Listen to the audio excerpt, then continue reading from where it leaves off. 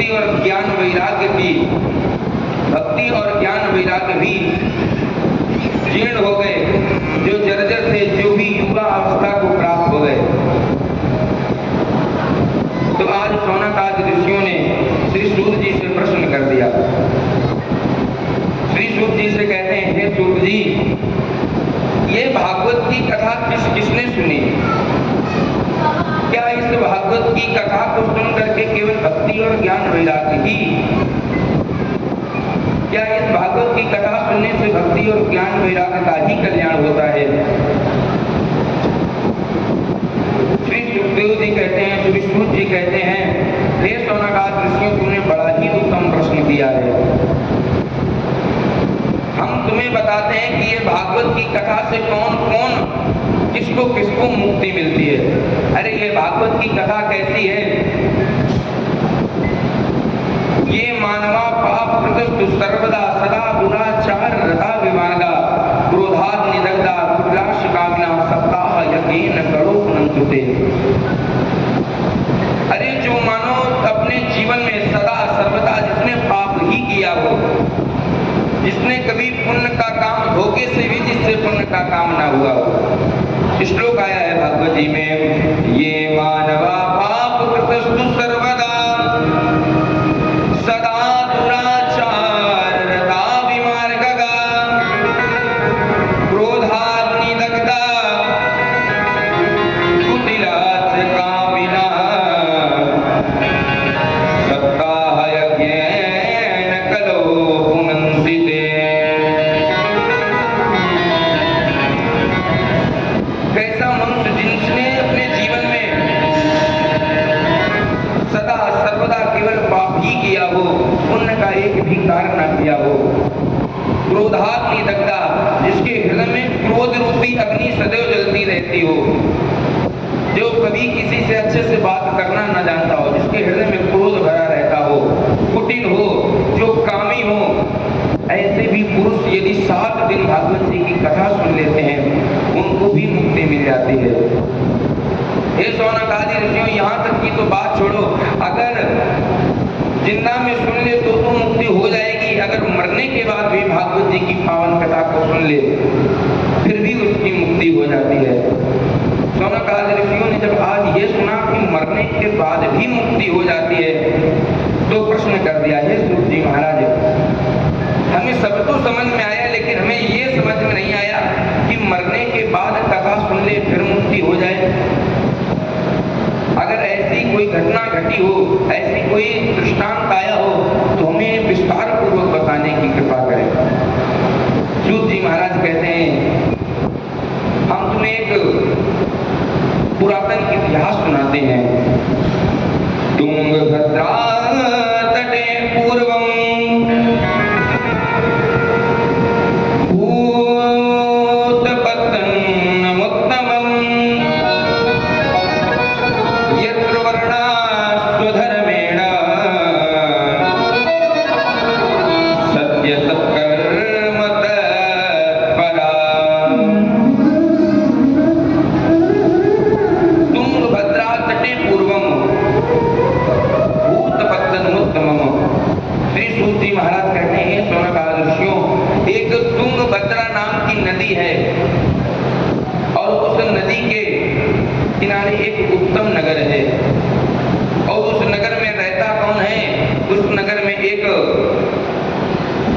आत्मदेव नाम के पंडित जी रहते हैं। और ये पंडित जी ऐसे वैसे पंडित जी नहीं, ये कैसे सर्व वेद विशारदा, ये सारे वेदों का ज्ञान रखने वाले ब्राह्मण हैं। आत्मदेव पुरे तस्मिन् सर्व वेद विशारदा। ये आत्मदेव पंडित जी सारे वेदों को जानते हैं। मानो द्वितीय युग भास्करा, यानी दूसरे सूर्य के समान, सूर्य के समान जिनके अंदर प्रकाश है, दूसरे सूर्य के समान ये विद्वान है। इनके जीवन में सब कुछ है और इनकी एक पत्नी है। इनकी पत्नी का नाम है धुंधली। आत्मदेव पंडित जी की पत्नी का नाम है धुंधली, और ये करती क्या है, लोक वार्ता रथा क्रूरा प्रायुषो भूजल्पिता। इसको क्या पसंद है, इसको कले पसंद है। पंडित जी बहुत सीधे साधे हैं, लेकिन ये पंडितानी ठीक उनके विपरीत है। पंडित जी इतने सीधे साधे हैं और पंडितानी इनकी बहुत विपरीत है। अरे जब तक पंडितानी आस-पास मोहल्ले में तब तक बातें नहीं कर लेती हैं, जब तक झगड़ा आपस में नहीं करा देती, तब तक इनको क्या, इनको शांति नहीं मिलती है, इनका भोजन नहीं पचता है। ऐसी पंडित जी की पत्नी है। लेकिन आत्मदेव पंडित जी इतने सीधे साधे हैं कि उनमें भी अपना जीवन यापन कर रहे हैं। आत्मदेव पंडित जी के जीवन में सब कुछ है, लेकिन इनके जीवन में एक चीज की कमी है। आत्मदेव पंडित जी के जीवन में सब कुछ है, सब धन है, दौलत है, अच्छे महल बना हुआ है, लेकिन इनके बस मन में एक दुख सदैव बना रहता है। सब था ब्राह्मण के पुत्र न था, सब था ब्राह्मण के पुत्र न था, दत्तक भी कोई लिया न था, विधिना ने बेटा दिया न था, घर था पर घर का दिया न था। आत्मदेव पंडित जी के जीवन में सब कुछ है, लेकिन इनके पास क्या कमी है, इनके जीवन में कोई संतान नहीं है, इनके जीवन में एक पुत्र नहीं है। सब कुछ होने के बाद भी पंडित जी उदास रहते हैं। क्यों? क्योंकि अब इनके पास कोई नहीं आता है। पहले इनके पास समाज आती थी, सब बैठते थे, सब इनसे ज्ञान लेते थे, बातें करते थे। लेकिन अब पंडित जी क्या है, पंडित जब के पास में पुत्र नहीं है, तो अब कोई निकलता है तो इनका चेहरा भी नहीं देखना चाहता है, इनका चेहरा नहीं देखना चाहता है। कहते हैं अरे इस निपुते का चेहरा कौन देखेगा। आत्मदेव पंडित जी के जीवन में बहुत दुख है। आत्मदेव पंडित जी अपने घर में भगवान की पूजा करते हैं, अपने पितरों को जब जल देते हैं तो इनके पितर क्या करते हैं, जल ग्रहण करने से मना कर देते हैं। जल ग्रहण करते हैं इनके पितर तो मन रोते हैं। मानो आत्मदेव पंडित जी कहते हैं कि हमारे पितर जब जल हम देते हैं तो रोते हैं। क्यों? क्योंकि उनको भी ये चिंता सताती है कि हमारे बाद उन्हें जल कौन देगा। आत्मदेव पंडित जी के जीवन में सब कुछ होने के बाद इनके जीवन में पुत्र नहीं है। पंडित जी ने एक दिन विचार किया। पंडित जी ने क्या किया, गृहं कृत्वा वनं गता, घर को छोड़ करके वन की ओर चले गए। वन में क्यों? वन में मरने की ठान करके चले गए कि अरे ऐसे जीवन को जीना ही बेकार है।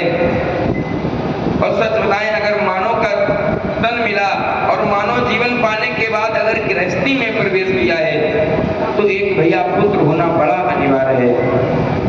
क्योंकि अगर गृहस्थी में जाने के बाद तुम्हारे पुत्र नहीं हुआ तो पुंग नाम नरक में जाना पड़ता है, और पुंग नाम नरक में न जाना पड़े इसलिए हमारे जीवन में पुत्र होना बहुत अनिवार्य है। इनके पुत्र नहीं है, बड़ा उदास रहते हैं। ये मरने को ठान करके वन में निकल गए।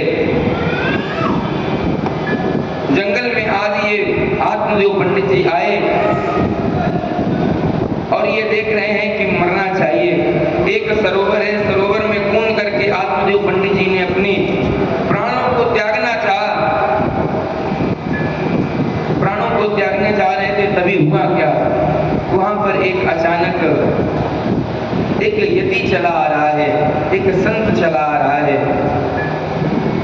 अरे आज जब संत ने, उस महात्मा ने जब पंडित जी को उदास बैठे देखा, रोते हुए देखा, तो उन संत महात्मा ने विचार किया कि ये ब्राह्मण है, क्योंकि मस्तक पर तिलक लगा हुआ है और शिखा तलवार रखे हैं, चोटी रखे हुए हैं, ये अवश्य ही कोई ब्राह्मण है। और जब रोते देखा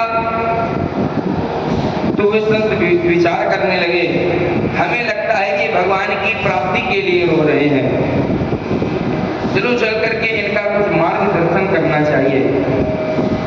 और सच बताएं, संतों का हृदय ही ऐसा होता है, संतों का हृदय ऐसा होता है, संतों अगर दूसरे को दुखी देखते हैं तो स्वयं दुखी हो जाते हैं। संतों से कभी दूसरे को दुखी नहीं देखा जाता है। आज जब संत महात्मा ने ब्राह्मण जी को दुखी देखा, आत्मदेव पंडित जी को दुखी देखा, तो उन आत्मदेव पंडित जी के पास में आए और पंडित जी के पास में आकर के कहने लगे, कथम रोदसी विप्र, कथम रोदसी विप्र,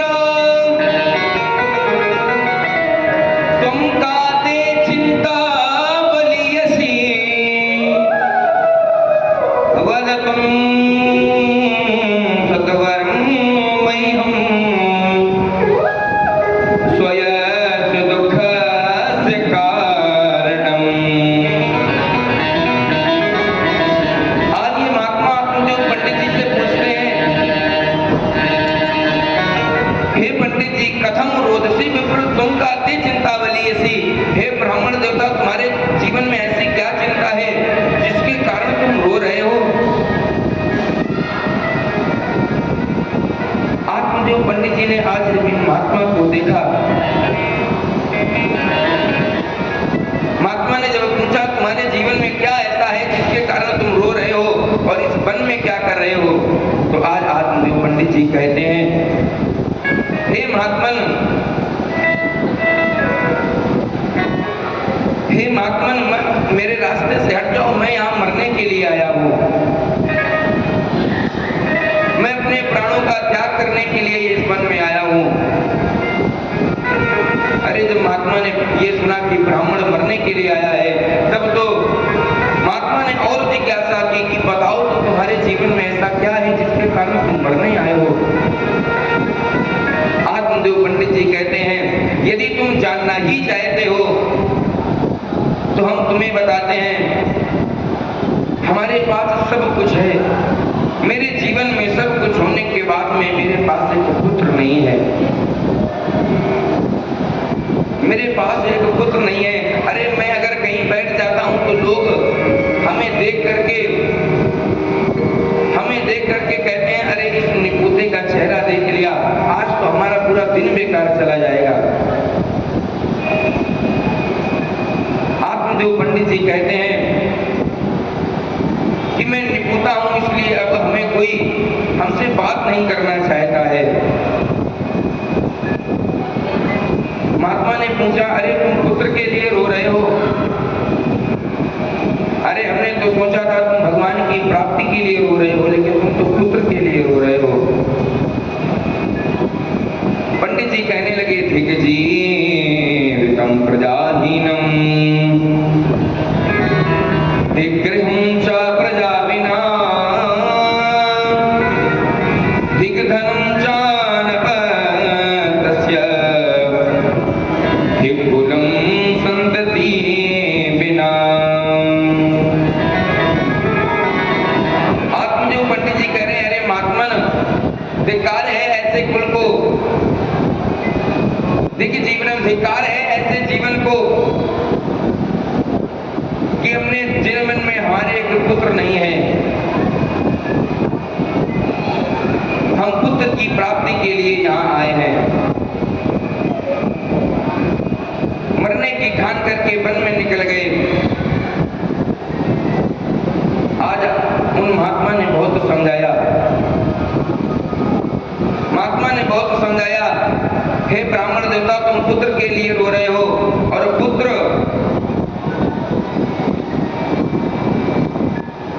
जरूरी क्या, अगर तुम्हारे जीवन में पुत्र हो भी जाए, अगर वह पुत्र निकल गया फिर भी तुम्हें रोना ही पड़ेगा। लेकिन आत्मदेव पंडित जी तो इतना पुत्र मुंह में व्याकुल है, कह रहे हमें पुत्र चाहिए वरना मर जाएंगे हम। जब आज बार बार आत्मदेव पंडित जी ने उन महात्मा से पूछा तो आज महात्मा ने क्या किया? महात्मा कहते हैं अगर तुम्हारे भाग्य में पुत्र लिखा होगा तो तुम्हें पुत्र की प्राप्ति होगी, अन्यथा तुम्हें पुत्र की प्राप्ति कैसे होगी?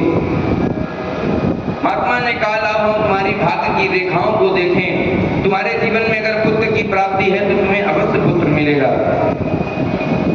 आज उन महात्मा ने आत्मदेव पंडित जी का मस्तक देखा, मस्तक की रेखाओं को देख करके कहने लगे, मस्तक की रेखाओं को देख करके कहने लगे अरे ब्राह्मण, तुम तो एक जन्म की कह रहे हो, तुम्हारे तो 7 जन्मों तक कोई पुत्र नहीं होगा। सप्त जन्मावधि तब पुत्रो नैव च नैव च। हे ब्राह्मण, तुम पुत्र के लिए रो रहे हो, तुम्हारे एक जन्म नहीं, तुम्हारे 7 जन्मों तक कोई पुत्र नहीं होगा। अरे पुत्रों से कोई सुख नहीं मिलता है।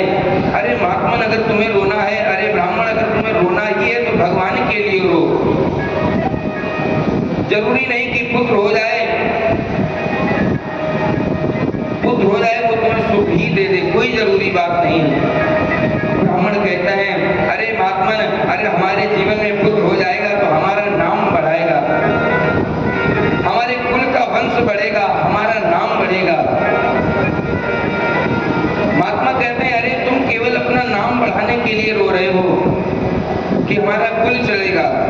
अरे जरूरी नहीं कि पुत्र हो जाए तो कुल चल जाए। अरे महाराज, राजा सगर के 60,000 पुत्र थे, लेकिन उन 60,000 पुत्र सब काल के मुख में समा गए, एक भी उनका पुत्र नहीं बचा। जरूरी नहीं कि पुत्र हो तो वो बना ही रहे। महात्मन कहते हैं तुम्हारे 7 जन्मों तक कोई पुत्र नहीं होगा। आत्मदेव पंडित जी कहते हैं हे महात्मन, मैंने सब कुछ किया, मैंने सब दान किए, पुण्य किए, लेकिन हमारे जीवन में कोई संतान नहीं हुई है। सब दान किए। अरे माँ, यहाँ तक कि तो छोड़ो, मेरे घर में एक तुलसी का वृक्ष है। अरे जब मैं उस तुलसी के वृक्ष को बाहर से लाया था और जिस दिन से मैंने अपने घर के आंगन में उस तुलसी का वृक्ष लगा दिया है, उस दिन से उसमें एक भी पत्ती नहीं, सारी पत्तियां ढल करके गिर गईं, वह वृक्ष भी सूख गया है। हमारे घर पर एक गाय है, जब मैं उस गाय को अपने घर पर लाया था तब उस गाय के साथ में एक बछड़ा भी था, लेकिन जिस दिन से वह गाय हमारे घर पर आई है उस दिन से वह बांझ हो गई है, उस दिन से उसने किसी बछड़े को जन्म नहीं दिया। यहाँ तक तो छोड़ो, अगर मैं कोई फल भी लेकर के आता हूँ तो वो फल मेरे घर में आते ही आते खराब हो जाता है। ऐसा मेरा जीवन है। आज पंडित जी कह रहे हैं महात्मा, मैंने सब कुछ किया, सब दान किए, सब पुण्य किए, सब दान किए, सब पुण्य किए,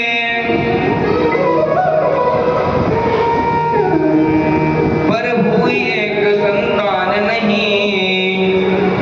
भगवान ऐसा कौन जतन जिसका कर चुका निदान नहीं। भगवान ऐसा कौन जतन जिसका कर चुका निदान नहीं। सब दान किए, सब पुण्य किए, पर हुई एक संतान नहीं। भावी का ऐसा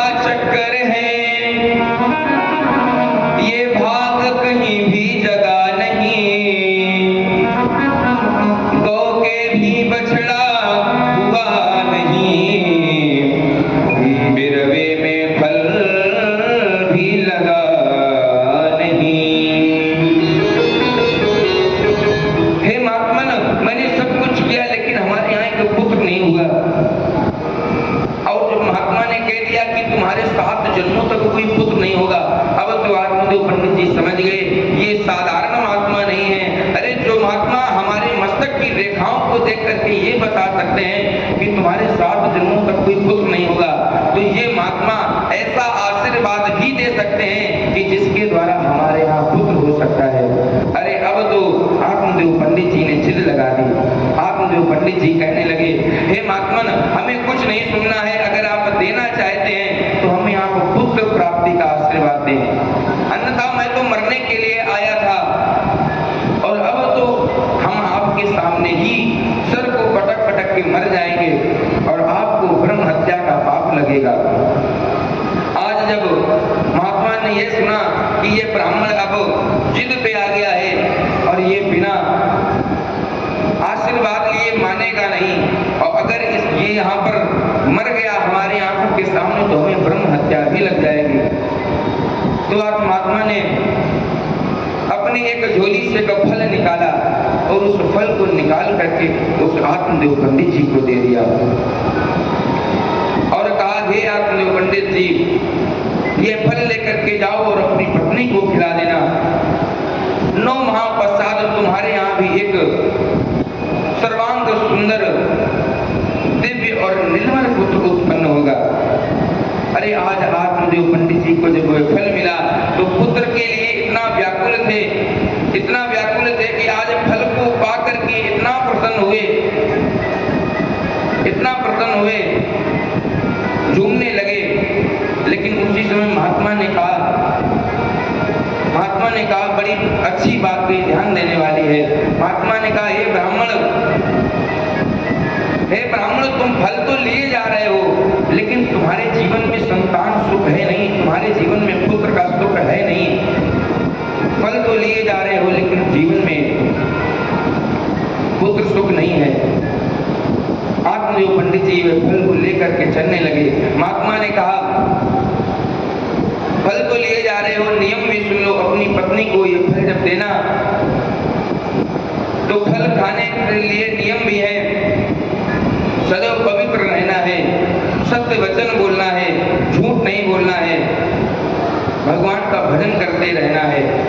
आत्मदेव पंडित जी फल को लेकर के आए और फल को लेकर के जैसे ही महलों में प्रवेश करने लगे, अपनी पत्नी धुंधली को आवाज लगाई, अरे ओ धुंधली, अरे वो देवी धुंधली।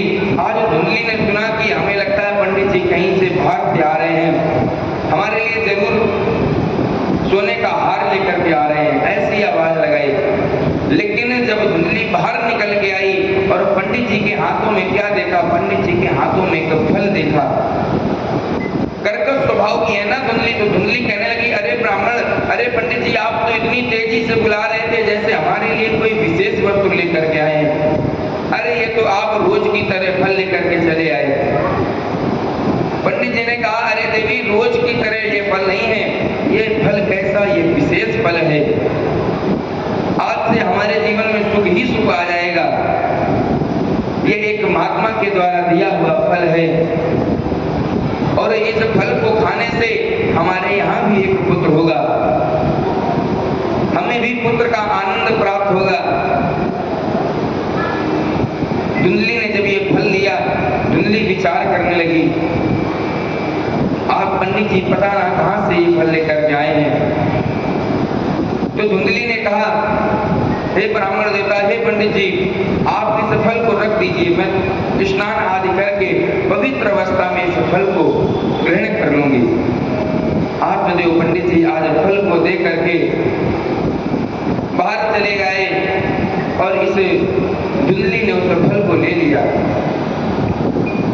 अब फल को लेकर के विचार करती है, ये फल खाएं कि ना खाएं, और अगर फल खाने से पुत्र हो गया, फल खाने से मेरा गर्भ में बालक आ गया, और जब पेट में बालक आ जाएगा तो हमें भूख भी लगेगी, प्यास भी लगेगी, हमसे कम खाया जाएगा, और जब कम खाएंगी तो दुबली पतली हो जाएंगी। ऐसा विचार कर रही है ये धुंधली।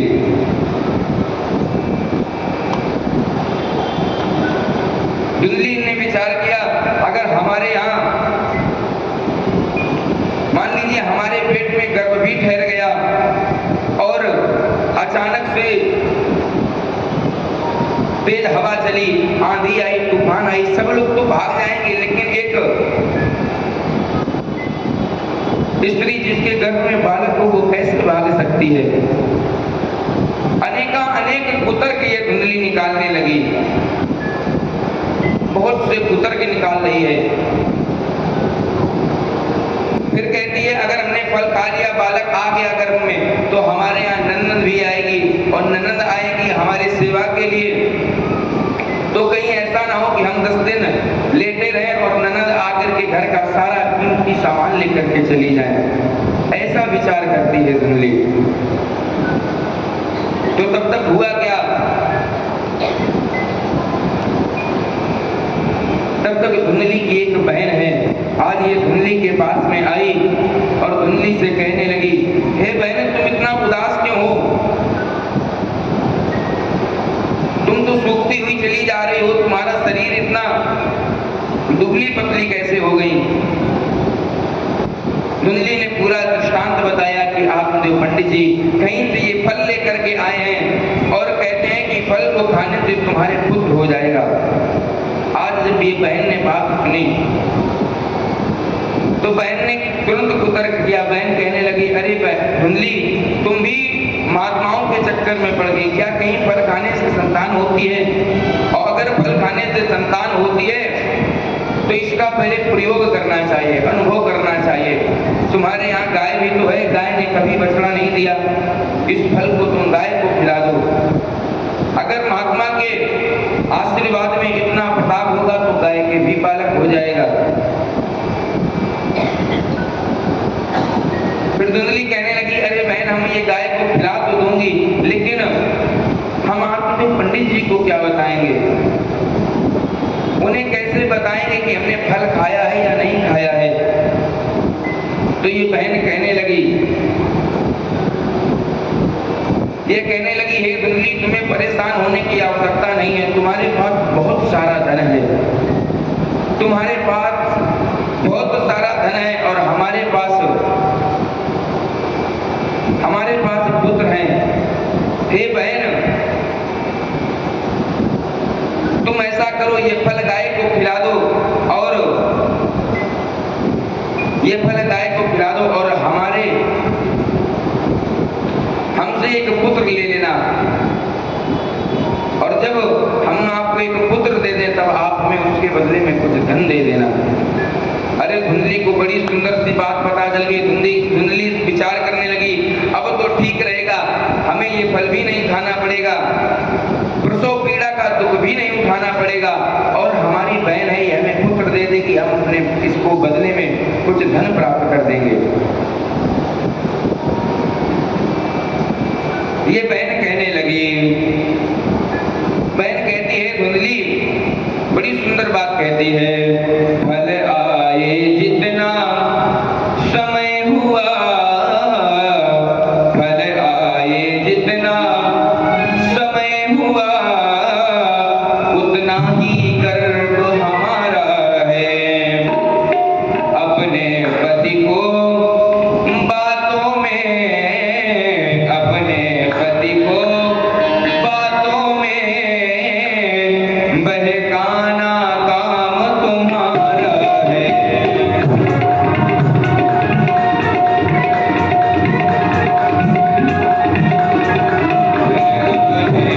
को बातों में बहकाना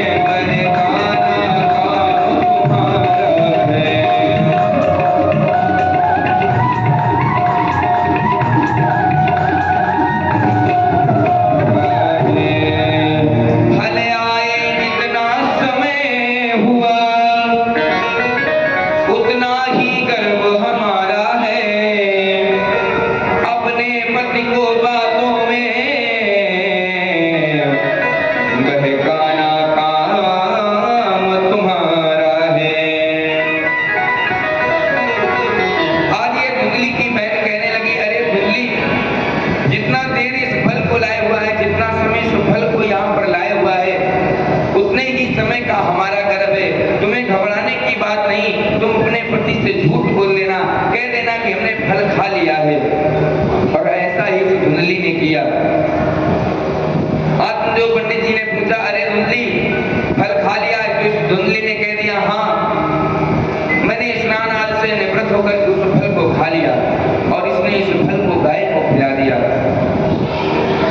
इधर समय बढ़ता गया। 9 माह पश्चात क्या हुआ, उसकी बहन के यहाँ पर एक बालक हुआ और इसने रातों ही रात अपने पति के द्वारा यह बालक धुंधली के यहाँ पर भिजवा दिया।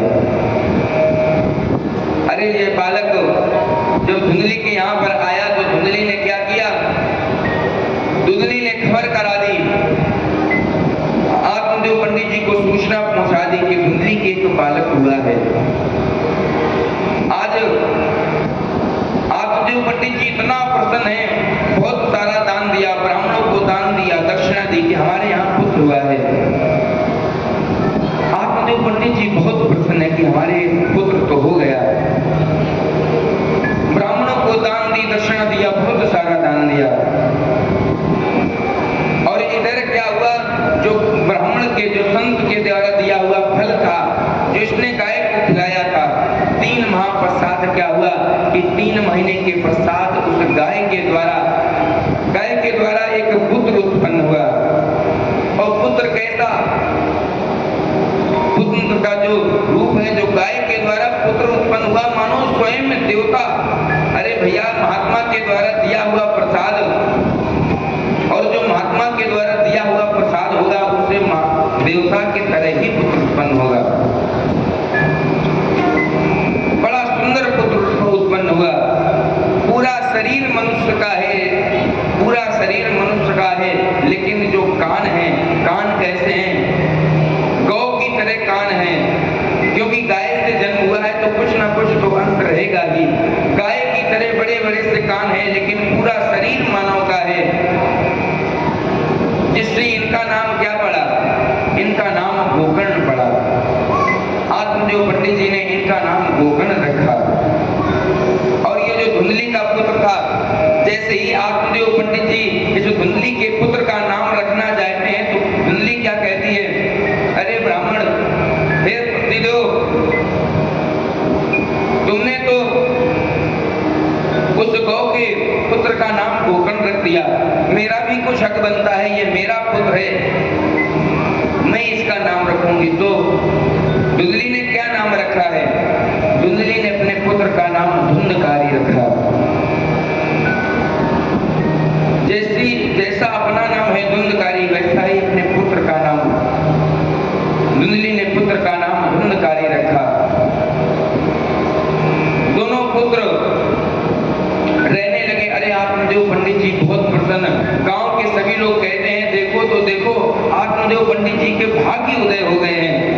अभी तक तो इनके घर में अगर वृक्ष लगाया जाता था वो भी सूख जाता था। देखो भगवान इन पर कितना प्रसन्न है कि इनके पुत्र हुआ तो हुआ, गाय के भी पुत्र हो गया। पंडित जी बहुत प्रसन्न रहने लगे। लेकिन जो संत महात्मा के द्वारा फल दिया हुआ है वो भगवान की तरह गोकर्ण है। गोकर्ण और धुंधकारी में अंतर क्या है, गोकर्ण जी विख्यात हुए और ये धुंधकारी कौन, धुंधकारी कुख्यात हुआ। दोनों आपस बड़े होते हैं। और गोकर्ण और धुंधकारी में अंतर क्या रह गया, धुंधकारी क्या करता है, छोटे पर से ही जब ये थोड़ा बड़ा हुआ, अगर देखता है कि कोई जा रहा है, अगर कोई वृद्ध पुरुष जाता है तो क्या कहता है, उनका हाथ पकड़ लेता है और कहता है, आओ आओ आओ बाबा, हम तुम्हें रास्ता पार करा दें, और उन्हें ले जाकर के कुएं में ढकेल देता है।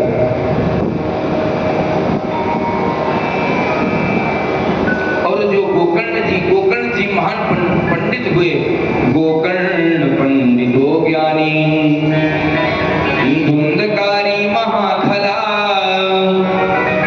गोकर्ण जी कैसे हैं, गोकर्ण जी प्रकांड विद्वान हैं और धुंधकारी एक खल निकल गया, महाखल। इनमें दोनों में बहुत अंतर है।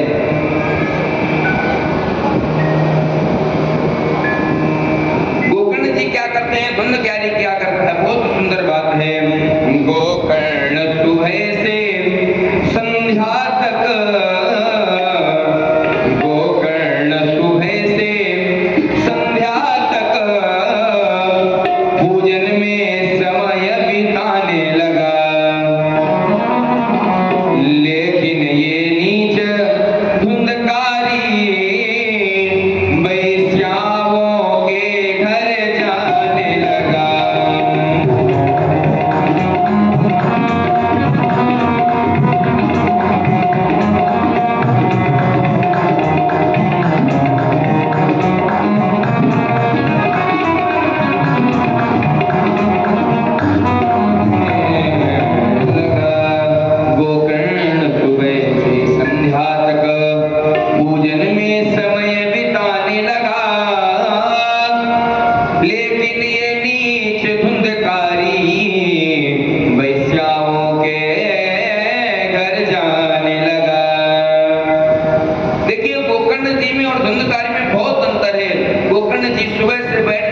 सुबह से शाम तक बस पूजन पाठ करते रहते हैं। और ये धुंधकारी क्या, धुंधकारी वैश्या प्रवृत्ति करने लगा, मदिरा का पान करने लगा, मांस मदिरा का सेवन करने लगा, वैश्याओं के घर जाने लगा,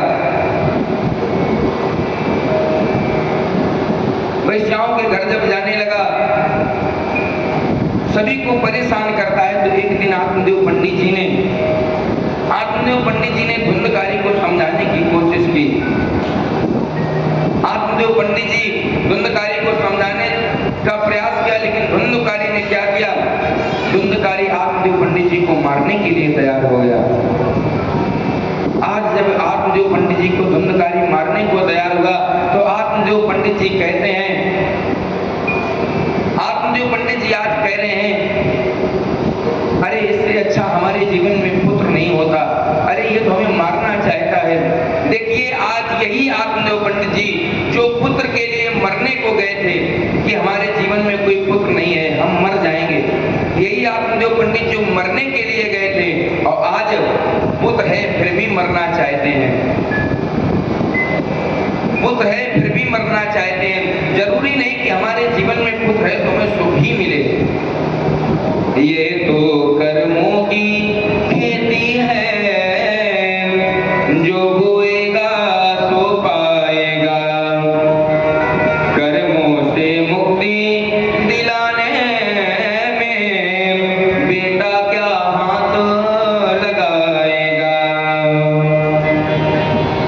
कर्मों का बोझ उठाने में बेगार से काम नहीं चलता,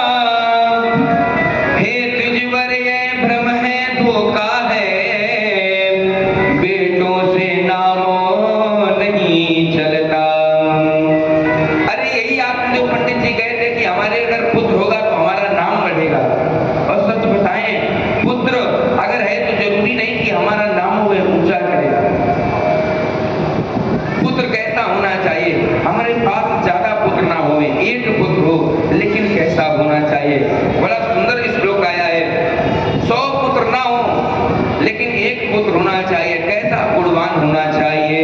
एकम पुत्रम गुणी भूता नाचा पुत्रा सतान्यपि, एकस्य चंद्रा तमोहन्ति नाचा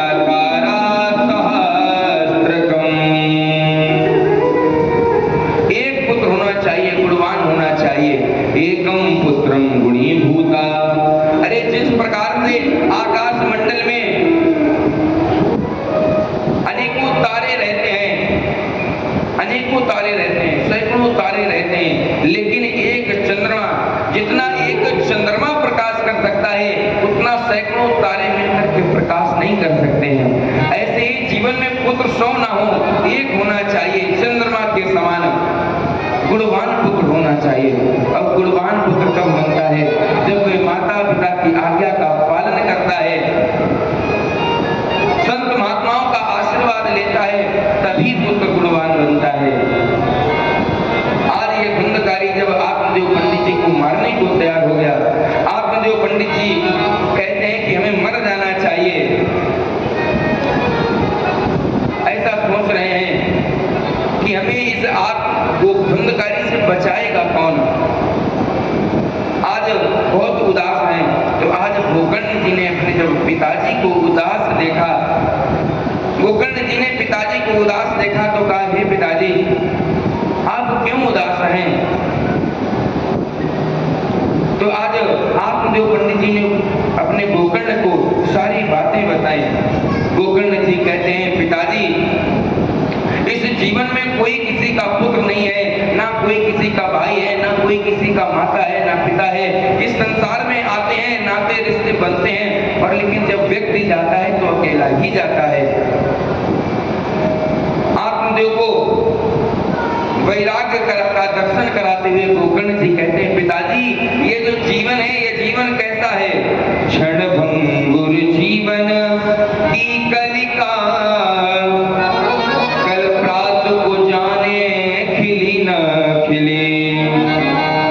मलयाचल की शुचि शीतल मंगल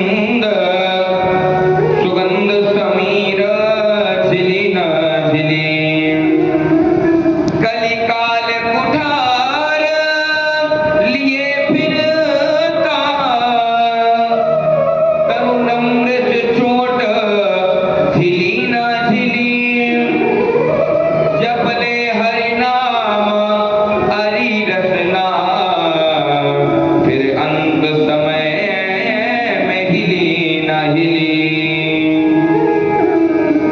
इसीलिए जब तक ये जो देह है ये किसी का साथ नहीं देता है, ये शरीर भी अपना नहीं है, इस संसार में कोई सुखी नहीं है। गोकर्ण जी ने आप जो पंडित जी अपने पिताजी को आज सब बता रहे हैं, ये कहते हैं संसार में कोई भी सुखी भी नहीं है। अरे संसार में कोई सुखी नहीं। राजा सोचता है कि हम सुखी हैं, राजा कहता है चक्रवर्ती सुखी है, चक्रवर्ती कहते हैं ब्रह्मा जी सुखी हैं। इस संसार में कोई सुखी नहीं है पिताजी। दीन कहे धनवान सुखी, धनवान कहे सुख राजा कुहारी। राजा कहे महाराज सुखी, महाराज कहे सुख इंद्र को भारी। इंद्र कहे चतुरानन सुखी, चतुरानन कहे सुख। और चतुरानन कौन? ब्रह्मा जी भी कहते हैं, ब्रह्मा जी कहते हैं मैं नहीं सुखी हूं। चतुरानन कहे सुख विष्णु को भारी। तुलसीदास विचार कहे हरि भजन बिना सब जीव दुखारी। अरे इस जीवन में केवल सत्य है तो क्या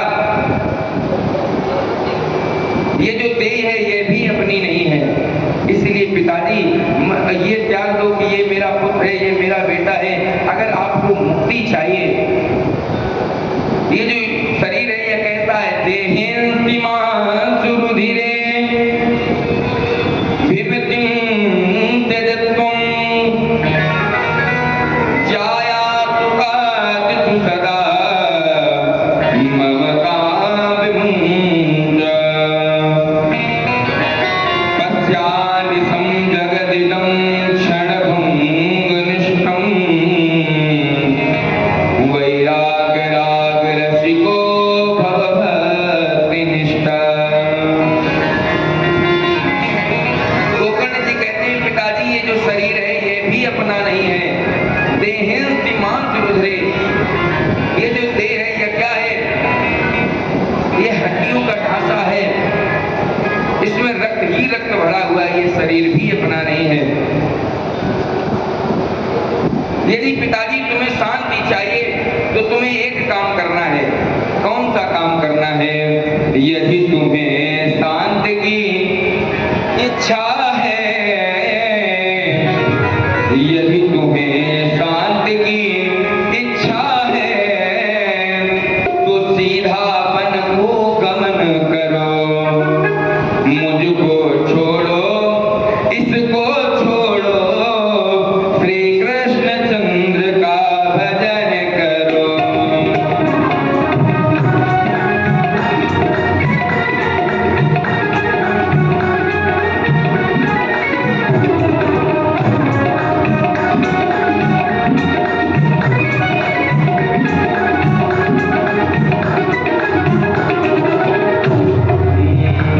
गोकर्ण जी कह रहे हैं हे पिताजी यदि तुम्हें शांति चाहिए तो ये मेरा पुत्र है, ये मेरा पुत्र है, ये त्याग दो और सीधे वन की ओर चले जाओ और वन में जाकर के क्या करो? भगवान का भजन करो। आज पिता आत्मदेव ने पुत्र गोकर्ण की बात को मान करके 60 वर्ष की उम्र में अपने घर को त्याग करके वन में जाकर के भगवान का भजन करने लगे। भजन करते करते भगवान के परम पद को प्राप्त किया। और अब जब घर से पिता भी चले गए तो पिता के चले जाने के बाद में धुंधकारी ने और अत्याचार कर दिया। अब ये धुंधकारी और अत्याचार करने लगा। अब ये करता क्या है?